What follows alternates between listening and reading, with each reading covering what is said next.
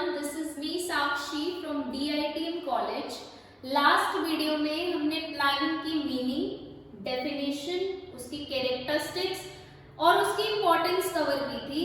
आज हम कवर करने वाले हैं प्लानिंग की प्रोसेस, कि प्लानिंग कैसे की जाती है, what are the steps required to perform the process of planning. कौन से ऐसे स्टेप्स की रिक्वायरमेंट है जो प्लानिंग को सक्सेसफुल बनाती है। बेसिकली 7 स्टेप्स होते हैं प्लानिंग के। First step is setting up of the objective, second one is developing premises, next is listing the various alternative, fourth one is evaluation of different alternative, fifth one is selecting the best alternative and sixth one is implementing the plan and last one is follow up. So one by one हम इसको discuss करने वाले हैं।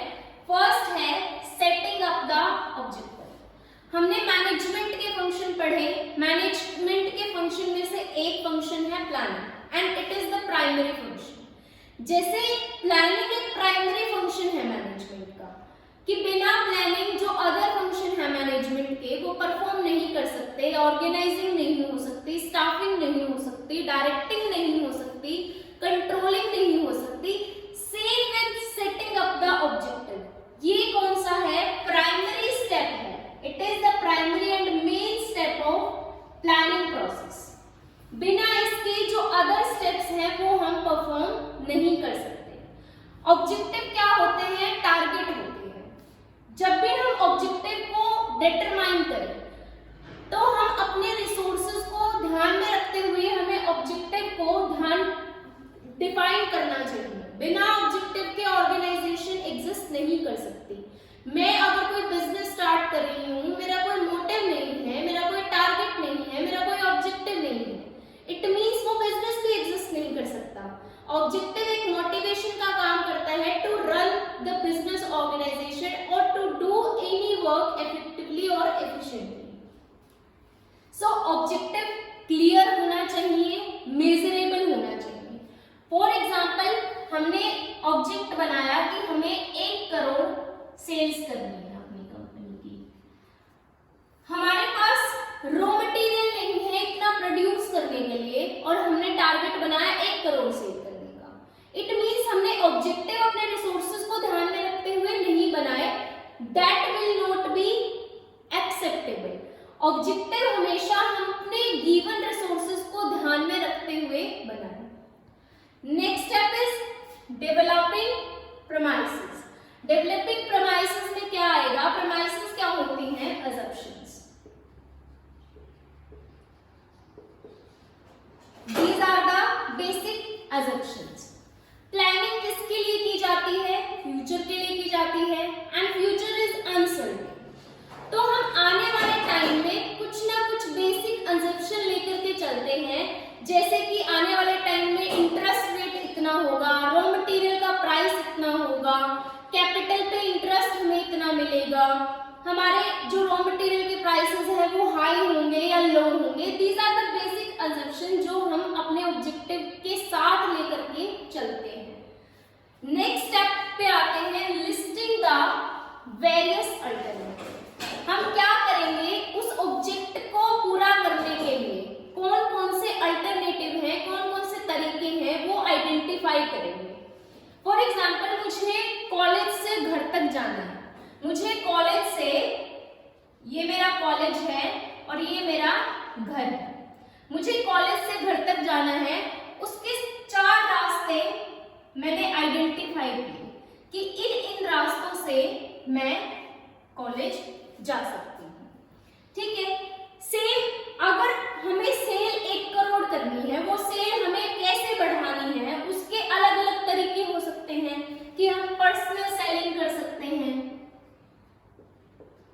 या फिर हम discount दे सकते हैं या फिर हम फ्री गिफ्ट दे सकते हैं, बाय 1 गेट 1 फ्री वाली पॉलिसी दे सकते हैं। तो इस तरह के हम अल्टरनेटिव फाइंड आउट करेंगे कि क्या क्या अल्टरनेटिव हो सकते हैं उस ऑब्जेक्टिव को परफॉर्म करने के लिए। सिर्फ हम इस प्रोसेस में लिस्ट आउट करेंगे कि हाँ ये इस तरीके से हम अपने ऑब्जेक्टिव को अचीव कर सकते हैं। These are the alternatives that are required to perform an objective. Next is evaluation of different alternative. अब हम क्या करेंगे नेक्स्ट स्टेप में, इवेल्युएट करेंगे डिफरेंट अल्टरनेटिव्स को, इवेल्युएशन करेंगे, असेस करेंगे कि कौन सा अल्टरनेटिव के क्या बेनिफिट है, क्या कॉस्ट है। जैसे कि पर्सनल सेलिंग, पर्सनल सेलिंग में सेल्समैन की रिक्वायरमेंट है, उनकी अपनी कॉस्ट है, उसका बेनिफिट क्या होगा, buy one get one free दे रहे हैं, उसका कॉस्ट क्या होगा, उसका बेनिफिट क्या होगा। सेम हम डिस्काउंट दे रहे हैं, कितना दे रहे हैं, कितना हमारी कॉस्ट पे इफेक्ट पड़ेगा, हमारी कॉस्ट कितनी इंक्रीज होगी, हमें बेनिफिट इससे कितना मिलेगा। सेम अगर हम फ्री गिफ्ट दे रहे हैं तो हम कौन से गिफ्ट दे रहे हैं, किस तरह के दे रहे हैं, और क्या हमारी कॉस्ट पड़ेगी, और क्या इससे हमें बेनिफिट होगा। नेक्स्ट स्टेप है सिलेक्टिंग द बेस्ट अल्टरनेटिव। जिस तरह से मैंने कॉलेज से घर तक जाने का रास्ता ढूंढा था, 4 अल्टरनेटिव्स थे। सपोज करो जो ये वाला पहला रास्ता था शॉर्टकट था लेकिन सुनसान एरिया था, लेकिन जो दूसरा रास्ता था लंबा था लेकिन क्राउड भी था एंड सेफ था। थर्ड जो रास्ता था वहां जाम लगा हुआ था, एंड फोर्थ जो रास्ता था वो स्लीपरी एरिया था।